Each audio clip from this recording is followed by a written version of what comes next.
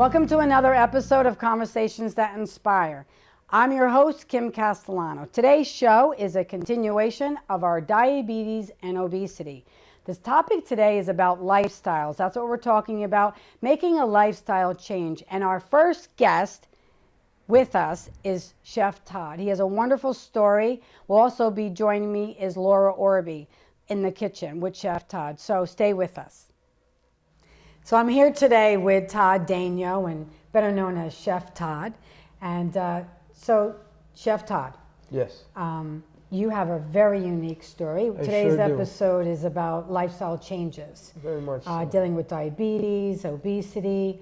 So we're asking you to be on the show today because of that story that you have. So tell me about your lifestyle change. Tell me about, Chef Tod before Chef Tod started.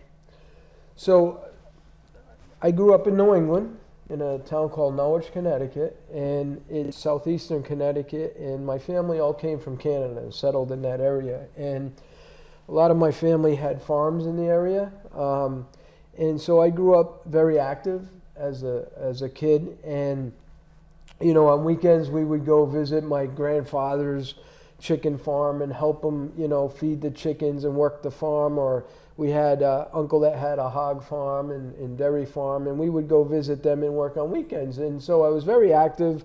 We would camp a lot. We would play out in the woods. And then what happened was when I left that and went to culinary school, I became a very, very sedentary life. And with that life, I wound up gaining I gained 478 pounds. So I wound up having sleep apnea, neuropathy, all kinds of problems. My legs were, actually when I lost the weight, I went down 4 sizes in my shoes because Wow. my shoes, my legs, my feet, they were so swollen. But with that said, my transition from growing up as a childhood, I went to culinary school at Johnson & Wales back in the early 80s. And I started working in the kitchen, and you know what? I started gaining a lot of weight because I wasn't too active. And so ballooned to a whopping 478 pounds. And then back 18 years ago, it was a Dr. Ballantyne here in New Jersey, and I was one of the candidates for robotic surgery. They were actually experimenting with a robot to do the surgery, and I had a Roux-en-Y bariatric, bariatric procedure, and now I've lost 248 pounds and kept it off. Now, part of that, being a chef, lifestyle and diabetes, Right. and controlling your weight, you're in food. It's, you know what to eat, but you don't because you're so busy. You're working from 4 or 5 in the morning to 11, 12 at night. So you know what? All about controlling diabetes and weight is about lifestyle changes and choices, right? So your choices in foods. Choices in foods, fresh foods. Then we started learning about phytochemicals and food. The reason it's so bright, them are nutrients in the food that make it. Why is the eggplant the color it is, or the red pepper is red, or whatever. Them are all phytochemicals, and them are nutrients in the food. And what happens is when you start looking at food, it's all about interchanging your food to make it more excitement, right? Some people are just stuck in using the same things for the same, dishes, but food is very versatile, and you can always make it. If you don't make it right, you could always redo it. Right. I have a question. Okay. What made you change? Like, what made you actually look at your lifestyle and say, I need to change this? And I know you were overweight, but really, what happened there that all of a sudden? So the one determining factor was the day I came home from working a 8-hour, 10-hour shift at 478 pounds. And it was only, I lived at the time in the Aquaconac, and they're all like ranches, and there was only 3 steps to go into the house. And at that point, I had to sit in my car an hour and a half to get enough energy to walk 3 steps to get in the house. I was so heavy. Now, if you told me today to take 250 pounds which is 5 bags of 50-pound potatoes on my back and walk around with it, it'd kill me. I couldn't do it. Right. So that day, I sat in my car for an hour, maybe an hour and a half, just to get an energy to walk up 3 steps. And at that point, I said, I can't do it anymore. And I was a lot younger. I mean, this is 18 years ago, right? So I'm 57 now. So I was 37 years old. And even my doctor said, listen, you probably don't have more than a year or 2 with this weight. And that was the defining moment. I couldn't walk up 3 stairs just to get into my house. Right, and you were working as a chef. And I was a chef, yeah, right, at a local medical center, yeah. And I was carrying that weight with me on my feet all day. All day for 10 hours. And I just couldn't do it. I would get home, you know, the quality of life is very poor with, you know, that kind of weight, because I'd get home and sit in a chair and that was it. Just sit there and watch TV, because you couldn't do anything. You couldn't go out with friends. You couldn't go, you know, I'm a Knight of Columbus here, and, you know, we have meetings up at St. Philip's Church, and my friends are all part of that, you know, group. I would just sit home at night because I couldn't move. I couldn't get out. I was too exhausted. And that was a defining moment for me that day. I remember that day like it was an hour ago. Right. And then does that help you, like remembering what you've gone through, where you were? So, you know, what's your relationship now with food? So my relationship now with food is more of a healthiness. So eating for substance, as opposed to eating because you want to eat, right? You know, this whole process, you know, your stomach has sensors, right? So once you get the bypass, we all get triggers. Right. Most of us get triggers, right? If I sit down and eat a plate of food and I start sneezing, that's my trigger. Whether there's 6 ounces left or 1 ounce, I push it away, because at that point, I don't need to eat anymore. I'm comfortable, my trigger, you know, I sneeze, I know that's my trigger, and I put it away. And a lot of bariatric doctors will tell you a lot of people get triggers. Now, the triggers are different. Like if you're a bariatric patient, whether you have the band, the sleeve, I had the Roux-en-Y bypass. When you get to the point where your body says, I'm full and have enough, you might get flushed. Me, I sneeze. Any of my friends will tell you, if we go out to eat and I sneeze, that's it, I'm done.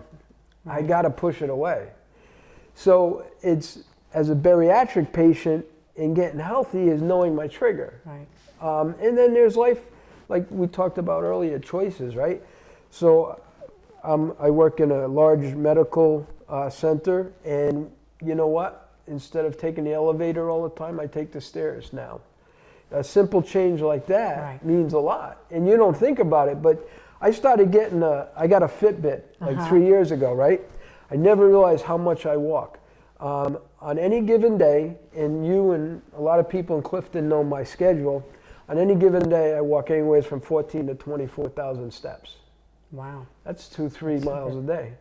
So now if I was sitting down eating a bag of chips, that 3 miles wouldn't make any difference. Right. But now if I'm eating healthy, right, you're keeping the weight off, and it's not very much so. Now personally, you know, there's some things I never went back to as a big person. So, you know, I got hooked on the Chinese buffets, all you can eat, the fast food, and you know, I never went back to that. I've never been, ever since I had the surgery, I've never been back to a Chinese So is there a danger if you go to overeating? Very much so. Because you have that procedure done? So you really want to pay attention that you don't... Right. For me, it's knowing about your body and knowing about how to manage your diabetes or how to manage your weight loss. So for me, that's what it's about, managing it. Right. You know, listen, do I have a brie cheese and some baguette once in a while? Yeah, but you know what? I'm not eating a bag of chips every day. Bowl of ice cream. Right. The other thing is, going through this process, I've learned that, you know, when I had it done 18 years ago by the doctor I had, he said you always want to make sure that your stomach, you know, is a reservoir for your nutrients and food, right? So you think of it as a lake or as a reservoir. That reservoir only holds so much, you know, weight, whether it's fluid ounces or something you eat. If you eat too much, the sensors in your stomach want to expand. So hypothetically, for me, if I was to eat 6 to 8 ounces in a seating right now, and I push the limit past my trigger and I eat, say, a pound of food, tomorrow my stomach wants to get satisfied, so now I have to eat a pound and 3/4 or a pound and a half. Right. So it never ends. So with that, you're getting bigger and bigger. Right. And so that was me as an individual. That's the way I felt keeping it off, was knowing, your triggers, knowing how to manage everything. Right. And I think it's all about balance, right? So do I have chips once in a while with a sandwich or something? Yeah, but you know what? At the end of the day, I might be having a vegetable burger or a veggie sandwich with the chips and not an Italian sandwich. Or, if I have a business meeting and I'm going to have dinner at night, I'll have yogurt or something in the, for breakfast or a light lunch, maybe a salad. So I'm managing that balance Right. towards my lifestyle and not making food my lifestyle. It's more of a healthiness as nutrition-wise. And honestly, most of us, we could sit there and eat 2-3 pounds of food, but your body, I think, can only absorb like 1.5 pounds of food for nutrients. And then the rest is just going to... The rest just becomes fat. And that's what fat is. Fat is adipose tissue that your body stores for when you need the energy. Right. So, most humans are animals, right? So most animals in the wild, they might eat, gorge themselves like a bear. It'll get in, say, a trash. They'll eat, gorge themselves, but they might not eat for like 4 weeks. Right. So I know that we're going to go into the kitchen, and you're going to show us some different vegetables, because we talked to a lot of people that just changing some of their food ingredients. I know Laura Orbe, she works a lot with us, and she's going to be in the kitchen with us. So let's head to the kitchen. We'll take a break, and we'll go see what you have in store for us. Let's do it. Let's show everybody what we can do with food. Yes. Have fun. Thank you. All right. We're in the kitchen with Chef Todd and Laura Orbe. Today's episode, we're talking about diabetes, obesity, and lifestyle changes. Very much so. You just got done sharing your testimony about food, and we Very brought much so. Laura in because Laura is our culinary nutritional counselor. And Laura's always with us with the food. And so I see that you've got some nice veggies here. Very so much so. We'll start with some of these, what you have here in front of us. And I know that we just want to really inspire people to try some different foods. Add something new to your menu. So if you're stuck on just green beans and broccoli, we want to add something else in. So, and we're talking about diabetes, obesity. So I think everything that's here is safe for the diabetic to even eat. Very much so. Right? Very much so. Yeah. Nothing is off everything that's on those, good vegetables is pretty much here. Right. It's the rainbow. I love The rainbow. It. Absolutely the rainbow. Right. Right. So go ahead. So Laura, you're right. It's the rainbow, and we spoke earlier when you first came in. So the rainbow is part of what we call phytochemicals, right? So these phytochemicals, there's reasons why apples have a red tint, or there's reason why the eggplant's black, or the pears are green, because these are all the nutrients that each fruit has, in each potato, each jicama, or each yucca. So what I want to do is go through some of these vegetables and talk to people about them, and then we can try them. So like, a little culinary information here is, pairs of pears, right? So we have 3 different types of pears. We have all 3 pears have a distinct flavor, even though they're Now that pears. looks the same to me. It does, but actually it doesn't, because The shape. the shape of it, right? So, do you know which pears these are? No, that's a No. Basque. Did I say it right? Yeah. Yep. So, Those, I don't know. They're so just we look have good. we have an Anjou, Okay. a Basque, and a Bartlett. So which is a Bartlett? So It's a all a pear Bartlett to me. is the fat pear, Okay. right? You're right. This is a Basque, or they also call it Italian pear, right? Okay. Maybe that's why I like that one. That looks like you took it off the backyard tree. Right. So it's an Anjou pear, Okay. right? So all these pears have different types of flavor profile, right? So what we're going to do is we're going to try some of this stuff, and we're going to let you ladies try it. I like this. So this is more of a pulpy pear, right?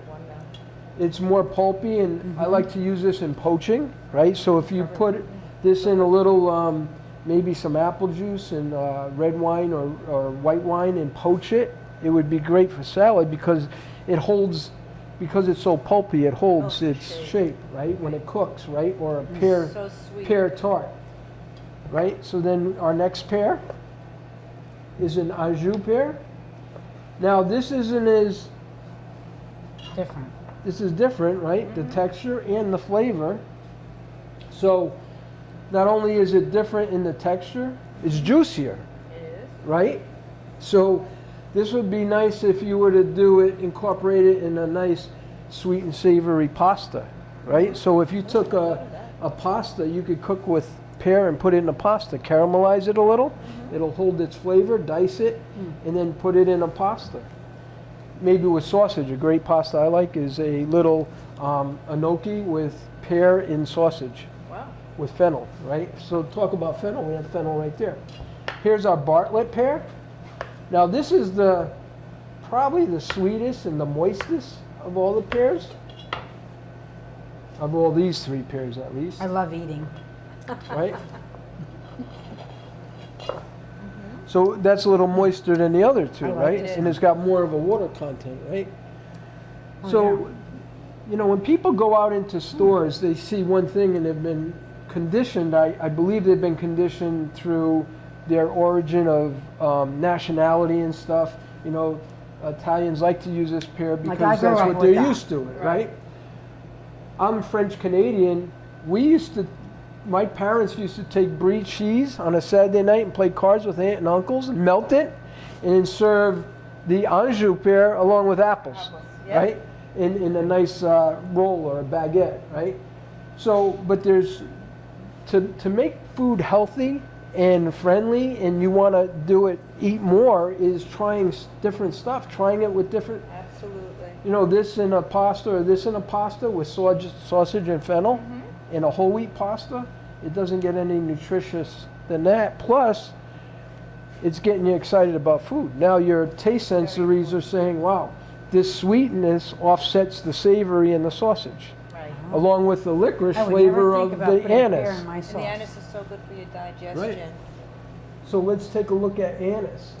So we have anise here, right? We'll go back to that. That's a chayote. I mean, I see them in the supermarket, but I couldn't tell you what to do with that. And this is also known as fennel. Right. Very Okay. much so. Yep. So- That's the fennel, Well, the whole plant. the whole thing. Okay. Yes, fennel. And you can use the tops too. You should Oh, never very throw your much so. tops out. Okay. You know what's great with the tops? If you take this and put it in a cheesecloth and cook it with some lemon, it becomes a fennel tea, Yep. which is really good. Oh, And then okay. the stalks, the ends, what I like to do, I like to make like a fennel chive. So I'll take it, I'll cut it, leave it raw, cut it real small, and then I'll cut it into like almost like a chive, like this, and sprinkle that on top of pasta, I never thought of that. That's a right? new one. So it's a Yeah. fennel, I call it a fennel What is chive. it? Can I taste this? Absolutely. What's it taste like? Here. So can you imagine? Right? Can you imagine this on top of a potato instead of regular chive? It brings a different flavor profile, Yeah, right? I love it. But you cook a lot with this, Laura, I don't do you? cook a lot You with do. fennel. I love fennel. I grew up, we called it I don't know how to even fennel work with the that. Yeah, Italian. right. So we grew up, we ate it a lot raw. I use it a lot in salads, and I do cook with it a lot. I just had someone say to me, you always use fennel. People don't use fennel enough in their cooking because it's so good for your digestion. Okay. So when you cook with it, what do you use mostly? The bulb? I use a combination of both. Okay, good. Because the whole thing is nutritious, right? Oh, yeah. So we could take this off. We could always utilize this for something. And then what you traditionally do is just cut it down the middle like this.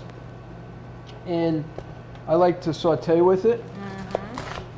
So you have the rounds here, and you just slice it nice and thin.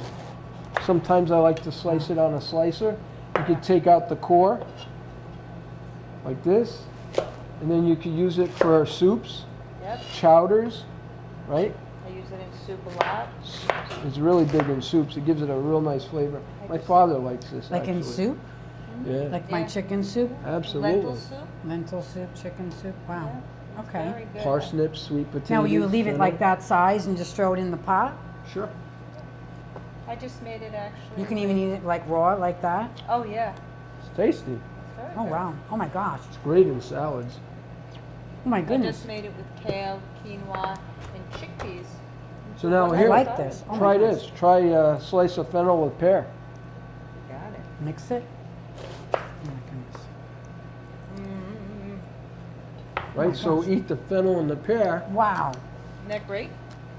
Oh, my gosh.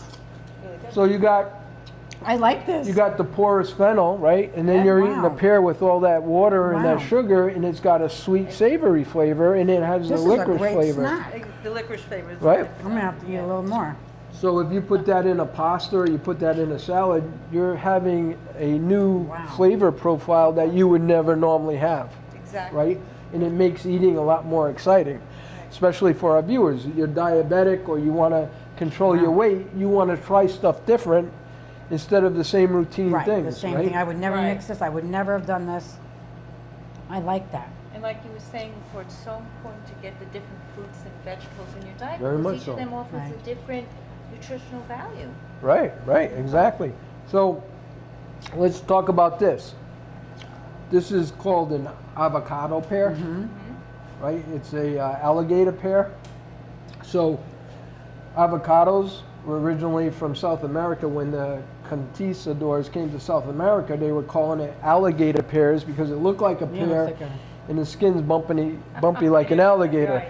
Then the natives said, well, that's an avocado, but it's actually very nutritious, right? Yes, it is. So All what very type good. of nutrition do we have in an Oh avocado? my gosh, we have a lot of vitamin E's in here. We have our really good fats in here, which we Good need fats. fats. And so that's something people forget, that we need fats. In order to hydrate, we need to have a good amount of fat in our body. And this is a wonderful way of getting it because you're getting the whole nutritional profile. You're not just saying Right. taking one thing out of it and like in a vitamin or something. Like a lot of people take a lot of supplements, but I'm not saying not to, but you're getting the Right from there. entire Right. value. I take my avocado, I take half of it and put it in my salad. Mm-hmm. That's something I just started doing that only a few years ago. I'll show you what I I would like never to do. touch it, but So I like to take this. This is called a tomatillo. tomatillo. Kind of like people categorize Green it as tomato. a green tomato or a Spanish tomato. And I like to take the avocado, Oh, wow. right? So we're going to cut the avocado. We're going to take the I love seed out. avocados. Let's see how you do this and see if I do Just it twist right. it. Yeah? Comes out. Gotcha. I like to take the tomatillo. Is that a hot tomato or no? No, actually it's not hot at all. I never tried that. It has a lot of water. It's very moist. I like this. It's very tasty, Okay, here it goes. Thank you. right? But if you were to take a tomatillo, Wow. Citrusy. yeah, it does. Wow. And it almost has like watercress, a little peppery Yeah, back once you yep. eat it and it gets to the back of your... Yeah. So I like to take my tomatillos, Wow. dice them up, Mm, right? wow. Take a I would nice- make guacamole with that instead of a regular Absolutely. tomato. Right? So I like to take the avocado, cut it nice and thin, like this, and if you add the avocado to the tomatillo, along with some jalapeno pepper, you would have a nice The salsa? salsa verde. It'd be a Right. green salsa, Oh, Beautiful. wow. right? And then you'd get your tomatillo. It brings that moisture because, you know, avocado has all the nutrients, but it's a little kind of like porousy, a chalkiness to it. So when you eat that with the jalapeno as a salsa, Right.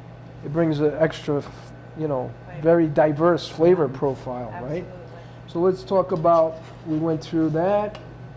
Is there anything else here? Oh, here's a chayote. Does anybody know what a chayote No. is? Nope, never heard I of know, it. you know what? I've never worked with it. I've like just always have kind of shied away from it. So a chayote is a Mexican squash, Mm-hmm. But the claim to fame to Chayote is a Chayote is just like a Granny Smith apple. I don't have any Granny Smith apples, but when you cut into it, see, this is Wow, a Chayote. looks like a pear. It looks like a pear, but it has the same texture, not as pungent as an apple, but it Now, has is that the a same vegetable flavor. or is it a fruit? It's actually, they call it a vegetable, a squash, but it has a fruit flavor to it. It's not as sweet. But the claim to fame about Chayote is back in the 1980s, Thank you. apples, in Germany, apples were very scarce, and Germans used to make strudel.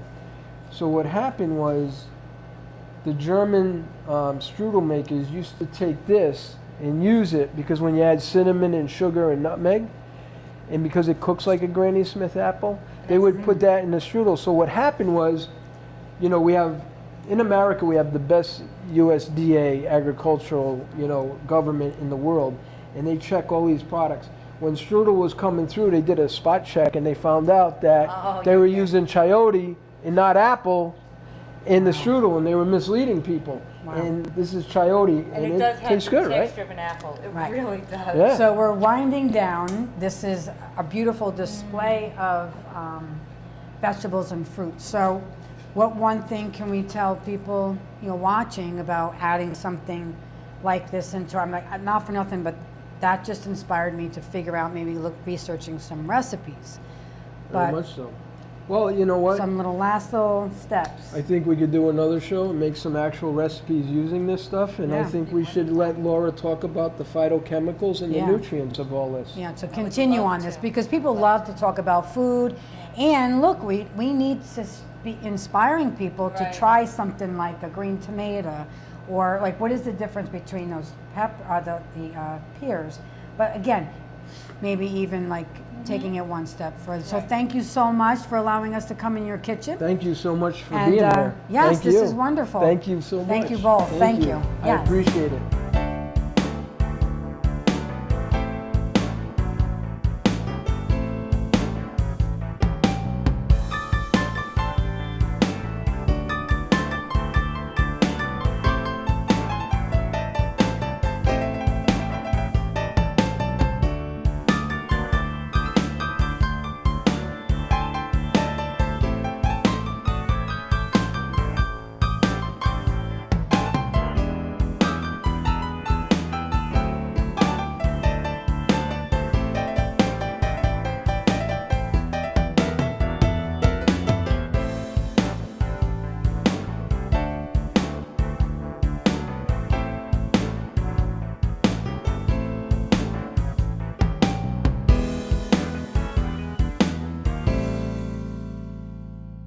So thanks for watching another episode of Conversations That Inspire. I'm your host, again, Kim Castellano. Listen, we're looking for guests. If you or you know someone who would make a great guest on our show, our mission is to inspire and educate people to live healthier lives. So we're looking for topics on health and education. So if that's you, just contact me at 201-328-2326, or you can email us your contact information to kim@powerofoneccom.org. So thank you so much. And again, this is season 2, and we were looking for you.